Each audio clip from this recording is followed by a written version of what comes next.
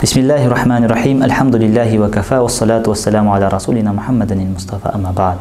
Пайғамбарымыз саллаллаху алейхи вассалам хадисінде: "Мен үмметіме Рамазан айында басқа үмметке берілмеген 5 ерекшелік беріледі" деді.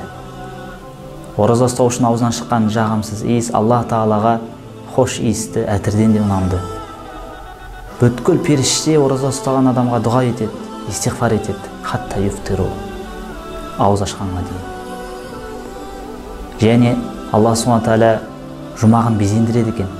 "Ей жұмақ, менің салихалы ізгі құлдарым ауыртпашылықтарын тастап саған қарай келеді" деп Алла Тағала жұмақты дайындайды.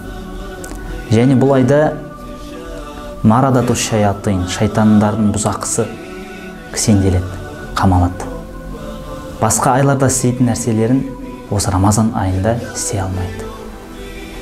Және Алла Тағала соңғы Рамазан айының соңғы түні ораза ұстау үшін кешіреді.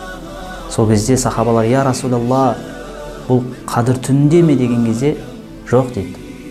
Жұмыс жасаған адам ақысын, жалақысын, жұмысын тәмамдаған кезде алмай ма? Сол секілді оразаның соңында да Алла Тағала өз кешірімін нәсіп етеді.